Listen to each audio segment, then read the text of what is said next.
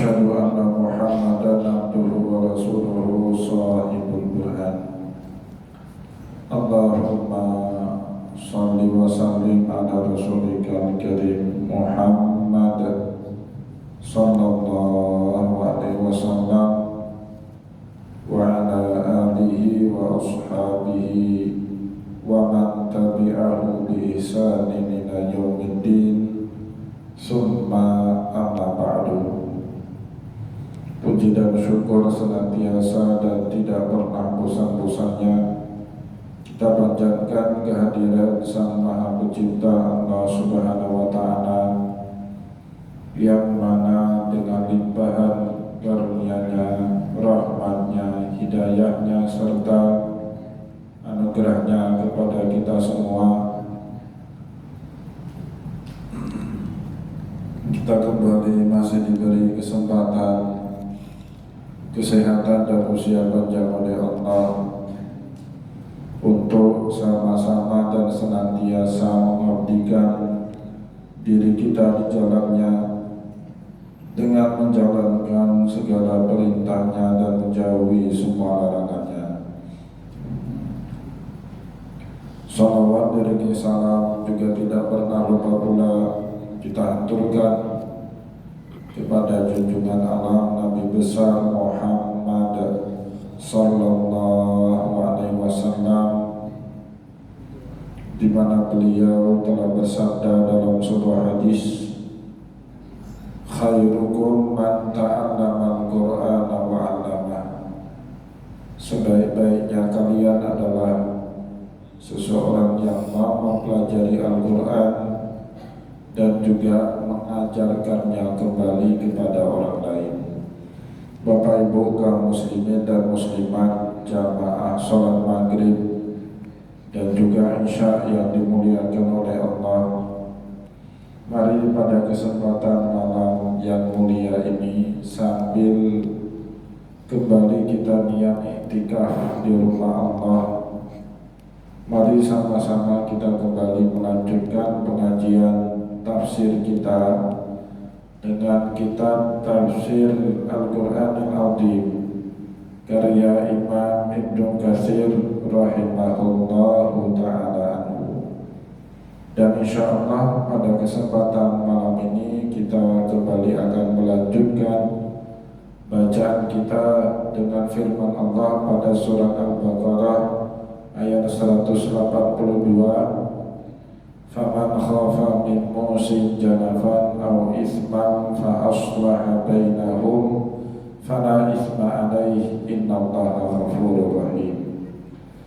Faman khafa min musin janafan aw isman, barang siapa yang khawatir pemberi wasiat berlaku sewenang-wenang dan berbuat dosa, fa aslaha bainahum, maka berusaha mengoreksi kesalahan, kesewenangan dan dosanya pemberi wasiat, fala isma alaihi, kalau tujuannya untuk memberikan koreksian terhadap wasiat yang salah, yang keliru, yang sewenang-wenang, yang tidak adil, maka Allah mengatakan fala isma alaihi, tidak ada dosa kalau itu menjadi niat. Berbeda dengan orang yang dengan sengaja mengubah wasiat yang telah diberi oleh orang lain kepada si penerima wasiat,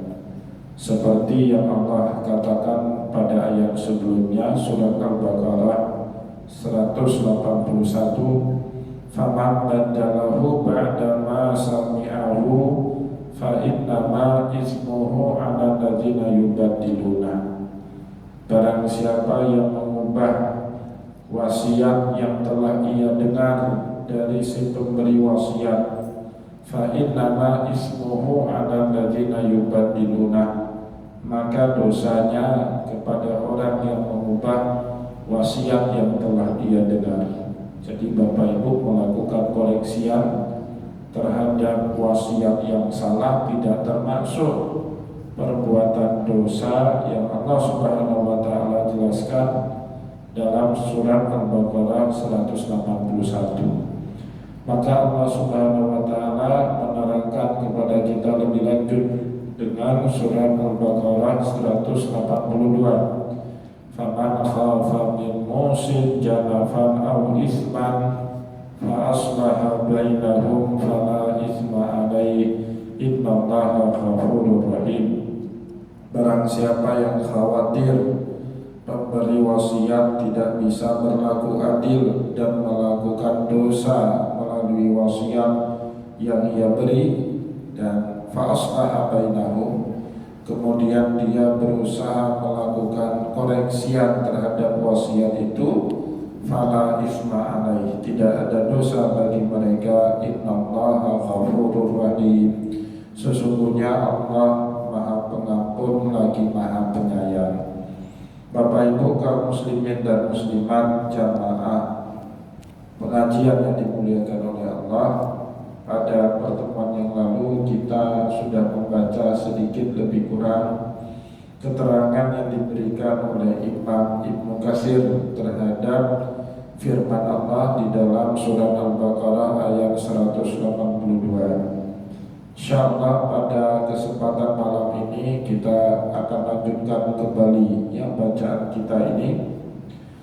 Selanjutnya Imam Ibnu Katsir menerangkan kepada kita, falil wasi wal halatu hadhihi ayuslihal qadiyata, maka bagi penerima wasiat yang merasa dalam keadaan ini tidak diuntungkan dengan wasiat yang diberi oleh al-musi, oleh pemberi wasiat, ayuslihal qadiyah, dia diberikan wewenang di dalam syariat untuk memperbaiki wasiat itu sesuai dengan ketentuan-ketentuan yang berlaku di dalam syariat.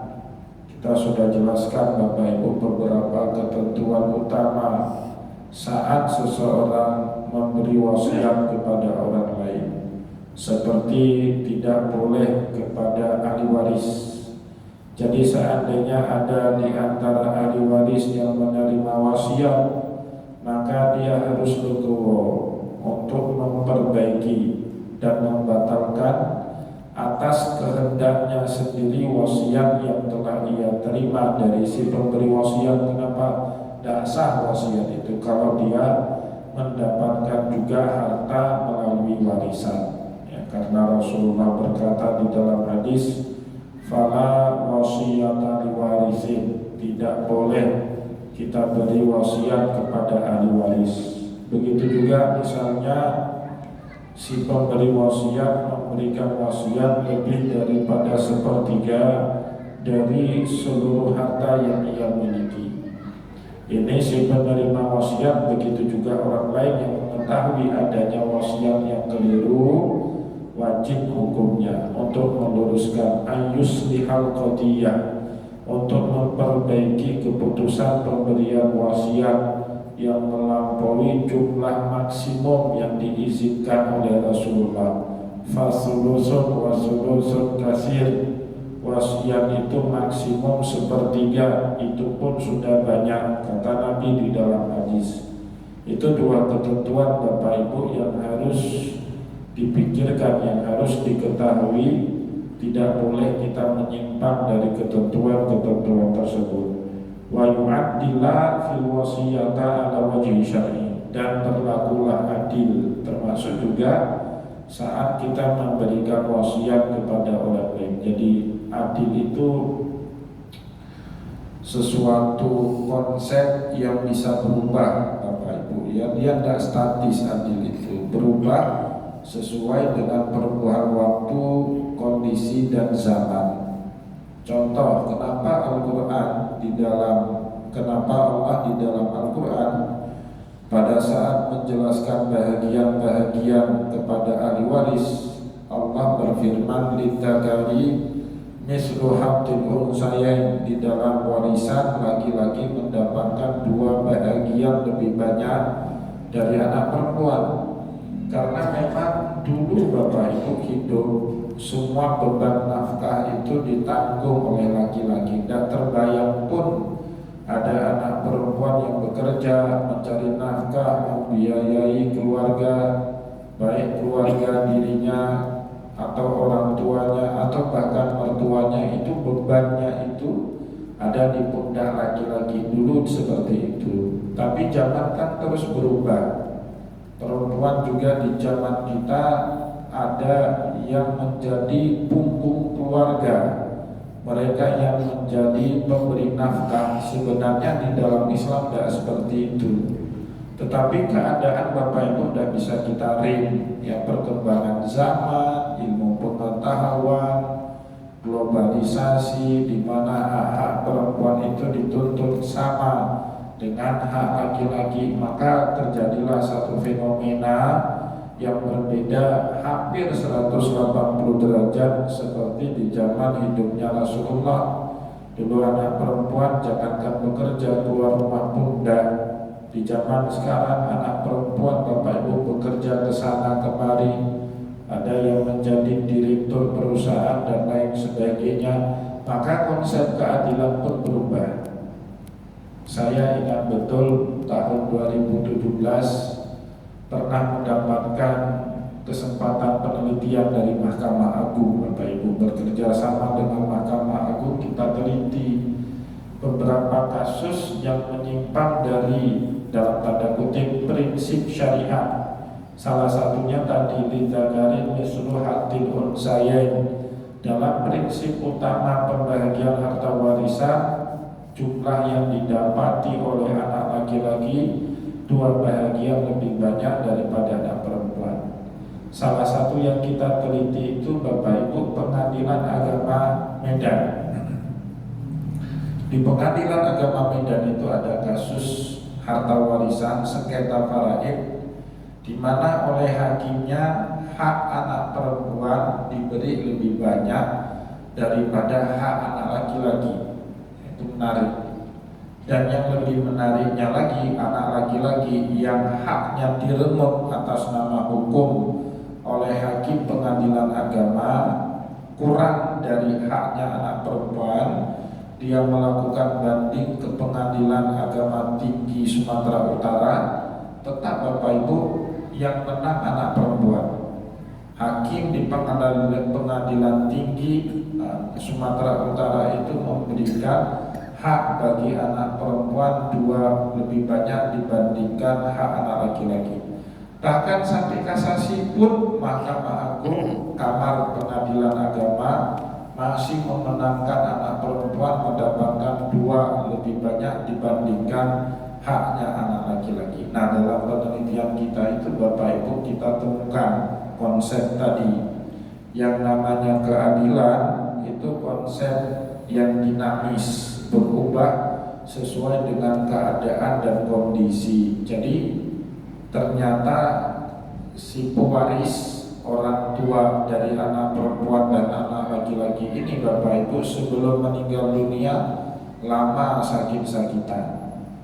Yang menanggung biaya hidup kedua orang tuanya sakit-sakitan ini sampai keduanya meninggal dunia bukan anak laki-laki. Anak laki-lakinya jangankan menanggung beban nafkah keluarganya sendiri, dia sendiri nggak ada kerja, hidupnya nggak karu-karuan, istrinya terlantar, keluarga anak-anaknya juga. Bagaimana dia bisa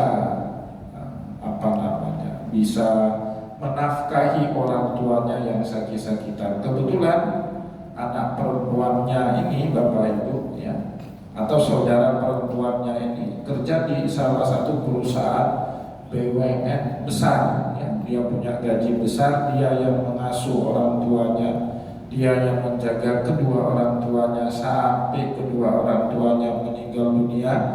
Maka pada saat kedua orang tuanya itu meninggal dunia ya, abangnya ini oleh pemuka dan tokoh masyarakat diberikan hak harta faraid lebih banyak daripada adik perempuannya. Adik perempuannya nggak ridho, kok saya dapat lebih sedikit, padahal dulu di masa hidup kedua orang tua kami, sayalah yang berbakti kepada kedua orang tua, saya yang merawat kedua orang tua, saya yang mengobatinya. saya yang membiayai hidup kedua orang tua.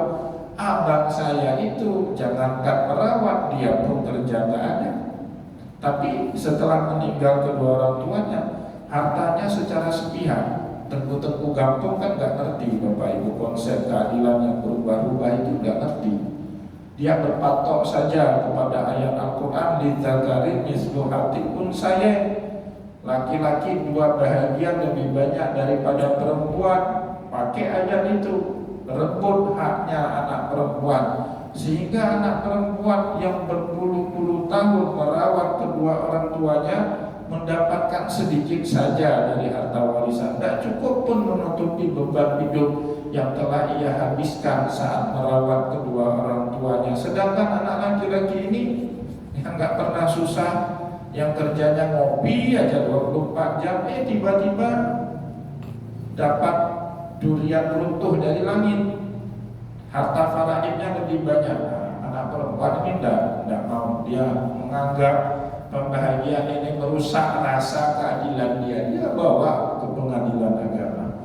Dan Bapak Ibu yang dimuliakan oleh Allah, hakim di pengadilan agama negeri dan pengadilan agama Medan memutuskan, akhirnya anak perempuan ini mendapatkan harta dua bahagian lebih banyak daripada anak laki-laki. Begitu juga putusan di tingkat pengadilan tinggi dan juga sampai Mahkamah Agung. Itu Bapak Ibu yang dimuliakan oleh Allah, konsep keadilan bisa berubah. Dasarnya laki-laki yang bertanggung jawab menafkahi hidup keluarganya, hidup kedua orang tuanya, itu tanggung jawab laki-laki Bapak Ibu. Tapi kita tidak bisa pungkiri dengan kemajuan ilmu pengetahuan, perkembangan zaman, globalisasi, ada kejadian-kejadian tertentu meskipun tidak semua, di mana yang menjadi penanggung jawab beban keluarga itu adanya anak perempuan, bukan pada anak laki-laki. Ya walaupun menurut konsep ideal Islam itu gak ideal, ya itu sama sekali gak ideal. Hina laki-laki kalau diberi nafkah sama istrinya, Bapak. Hina itu, laki-laki hina. Atau punya anak perempuan yang memberi nafkah, anak perempuan yang bukan anak laki-laki, itu hina itu.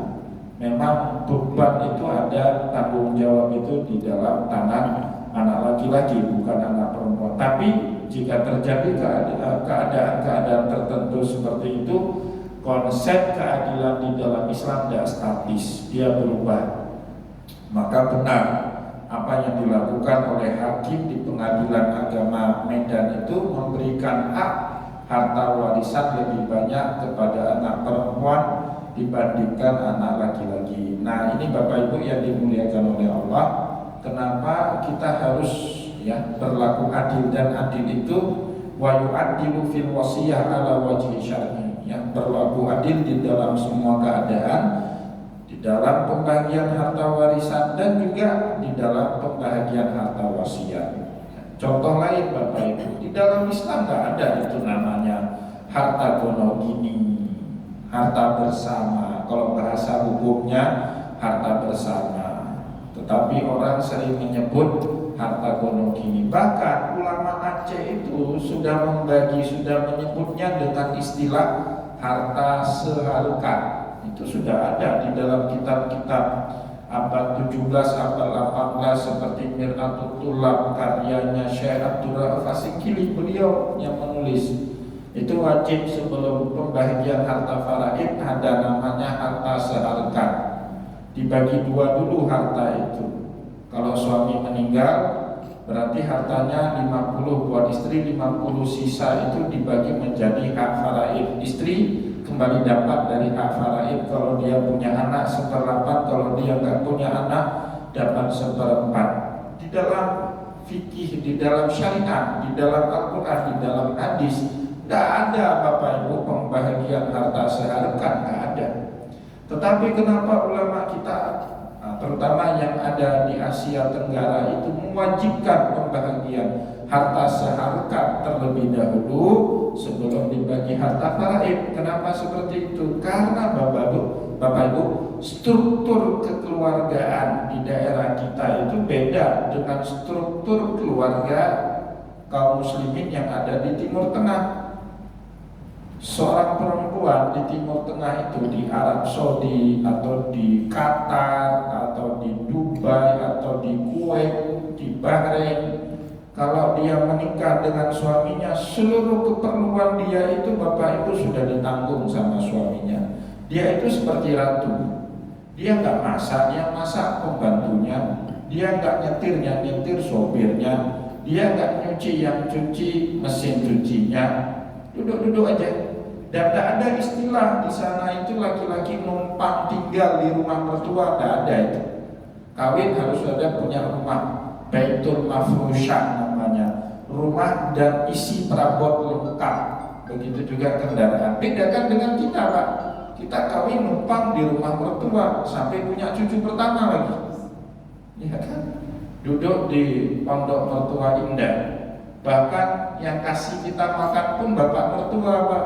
Nggak belanja pun dikit, spesial pun saya 2 tahun tinggal di rumah mertua, tapi saya merasa hina, Pak, kalau seperti itu. Nggak jadi laki-laki sesungguhnya, maka walaupun rumah kecil pindah, yang penting pindah. Nggak boleh ada 2 ekor singa di dalam satu rumah, kan gitu. Ya nggak boleh kita kasih duit belanja, nggak terima bapak mertua kita itu, dia yang belanjain, beliau yang nafkahin kita kan. Maka wajar Bapak Ibu para ulama mengubah konsep keadilan dalam pembagian harta faraid di tempat kita yang berbeda dengan masyarakat di Timur Tengah. Di Timur Tengah kalau ada suami meninggal langsung faraid, nggak ada harta seharekat. Di tempat kita Bapak Ibu dibagi dulu seharekat. Istri itu dianggap bekerja dengan suaminya. Baik sekali, perempuan istri kita itu Bapak Ibu baik sekali kalau dibandingkan dengan perempuan di Arab. Perempuan di Arab itu duduk-duduk aja. Sudah pekerjaan rumah dia itu sudah ada yang menyelesaikan semua. Ya. Kalau kita istri walaupun nggak kerja di luar rumah, dia yang cuci baju kita, ya kan? Dia yang memasak, dia yang merawat anak kita, dia yang membersihkan rumah, dia juga yang belanja. Itu dianggap sebagai bekerja. Tapi kita nggak pernah upah dia. Maka upahnya kapan? Saat suaminya meninggal, sebelum hartanya difaraid, istri punya hak dari harta seharukan, kata orang Aceh, atau harta bersama atau harta gonogini di dalam bahasa Melayu. Itu konsep keadilannya. Begitu juga wasiat harus tepat sasaran. Kalau enggak menciderai yang namanya rasa keadilan itu ya. Bapak Ibu kaum muslimin dan muslimat, jamaah pengajian yang dimuliakan oleh Allah, wa yu'addila anilladzi awsa bihil maita ila ma huwa aqrabul asya'i ilahi wa asbahal umur bih. Maka berusahalah berlaku adil sesuai dengan wasiatnya si mayit dan juga sesuai dengan ketentuan yang berlaku di dalam syariat yang kita diperintahkan oleh Allah untuk mengikuti. Jadi setiap wasiat berlaku selama wasiat itu tidak bertentangan dengan ketentuan-ketentuan di dalam syariat ya. Sama juga Bapak Ibu seperti hukum di dalam muamalah. Kata Rasulullah, apapun syarat dalam muamalah boleh. Al-muslimuna ala syurutihim. Bapak Ibu mau jual beli, saya mobil ini saya jual murah sama Bapak ya. Tapi dengan syarat nanti kalau Bapak mau jual balik mobil ini, tolong hubungi saya. Prioritaskan mobil ini untuk saya kembali yang beli. Kalau Bapak nggak mau lagi, boleh nggak seperti itu? Boleh, selama nggak ada larangannya di dalam syariat. Al-muslimuna ala syurutihim. Setiap muslim terikat dengan syarat yang mereka sepakati bersama, illa syartan, kecuali satu syarat, ahalla haraman wa harrama halalan. Syarat yang menghalalkan haram, mengharamkan yang halal itu batal demi hukum syariat dengan sendirinya. Jam'an baina maqsudil musi wa tariqi syar'i. Jadi kita ini Bapak Ibu selaku ya orang yang ngaji, kalau kita mendengar ada wasiat yang tidak sesuai dengan syariat, maka yang harus diusahakan apa? Jam'an baina maqsudil musi, kita berusaha mengkompromi. Nah, apa? Mengkompromi wasiatnya pemberi wasiat wa tariqi syar'i dan juga ketentuan syariat. Jadi kompromi. Si pemberi wasiat ada maksud, pokoknya hartanya untuk dia. Ya, tetapi syariat juga punya kepentingan. Apa kepentingan syariat? Menjaga keadilan. Maka kita harus melakukan kompromi. Ya, tetap dia dapat wasiat, tapi dengan bahagian yang disesuaikan dengan ketentuan syariat, seperti itu ya. Wa hadzal islahu wa taufiqu laisa minat tabdili fi syai'. Nah, kalau kita melakukan perbaikan, koreksian terhadap wasiat yang menyimpang, wa taufiq, dan berusaha menyelaraskan kembali wasiat yang menyimpang itu dengan ketentuan syariat, laisa minat tabdili fi syai'in. Ini tidak dianggap mengubah wasiatnya orang yang memberi wasiat. Ya, sama Bapak Ibu, punya harta wakaf, tapi misalnya ada tanah wakaf diwakaf ke Masjid Al-Badar, tapi letaknya jauh, misalnya di Lembah Selawah, di pedalaman lagi. Ya, si pewakif ini Bapak Ibu saat mewakafkannya itu tanah untuk kepentingan masjid. Di saat yang sama di Masjid Al-Badar misalnya ada tanah di samping masjid. Tanah itu kalau diperluas maka bisa untuk parkir masjid, bisa untuk kegiatan keagamaan yang lain ya. Boleh enggak tanah di sana dijual? Uang dari tanah di sana kemudian dipakai untuk membeli tanah yang di samping Masjid Al-Badar. Kalau bahasa hukumnya namanya ruslah, tukar guling tanah wakaf atau tanah kepemilikan. Itu kan kalau kita tinjau apa adanya kan terkesan tidak boleh, karena si pewakifnya di sana Bapak Ibu kan. Tanah yang diwakafkan itu di Lembah Selawah sana. Tetapi kalau tidak dilakukan ruslah itu, pertukar gulingan tanah itu, tanah wakaf di Lembah Selawah selama-lamanya nggak punya manfaat. Ya kan? Masjid Al-Badar mau menghidupkan apa tanah di Lembah Selawah itu? Padahal sudah terlanjur diterima. Maka di dalam syariat Bapak Ibu, demi kemaslahatan, itu boleh dijual, tapi dengan syarat harus juga dibeli tanah yang sama. Tanah yang sama itu statusnya wakaf juga atas nama ruslah, tukar balik dengan tanah yang sudah dijual di Lembah Selawah. Itu namanya ruslah. Sama lah kayak tanah wakaf Habib Buga Baitul Asyid di Kota Mekah. Dulu cuma sepetak tanah Bapak Ibu di Haibu Syasyiah di belakang Bukit Marwah, lebih kurang 650 meter persegi. Ada bangunan semi permanen 2 lantai. Sampai tahun 1965 masih seperti itu bentuknya. 1965 Kerajaan Arab Saudi itu beli semua tanah yang ada di sekitar Masjidil Haram, diganti untung. Sepetak tanah itu Bapak Ibu bisa beli 5 tanah di 5 lokasi yang berbeda lain ya, jadi dikasih ganti untung, uangnya itu dipakai untuk beli tanah wakaf ganti di 5 lokasi yang lain bisa beli. Boleh seperti itu namanya ruslah, demi kemaslahatan yang lebih besar. Nah, setahu saya yang pernah melakukan praktek itu Bapak Ibu, Masjid Tungkuk. Masjid Tungkuk itu kan belakangnya sawah itu mereka belinya dengan tanah ruslah, karena ada tanah Masjid Tungkuk itu yang di daerah Belah Bintang dijual untuk beli sawah yang ada di samping Masjid Jami Tungkuk itu. Mereka tanya sama saya, boleh nggak Pak Ustadz? Boleh, dalam masalah wakaf boleh itu namanya ruslah. Apalagi di dalam hukum pertanahan Indonesia juga boleh seperti itu. Nanti tinggal ubah sertifikat tanahnya, walaupun belinya dengan akta jual beli, tetapi nanti statusnya menjadi tanah wakaf ya, dibeli dengan cara ruslah. Bapak Ibu kaum muslimin dan muslimat jamaah pengajian yang dimuliakan oleh Allah, kita cukupkan bacaan kita pada kesempatan malam ini. Insya Allah pada pertemuan yang akan datang kita akan lanjutkan kembali bacaan kita ini. Semoga apa yang telah kita sampaikan pada kesempatan malam ini bermanfaat kepada kita semua, Saya mohon maaf jika ada yang tidak berkenan. Wallahu muwaffiq ila aqwamit thoriq wa nasrun minallahi wa tunqarib. Wassalamualaikum warahmatullahi wabarakatuh.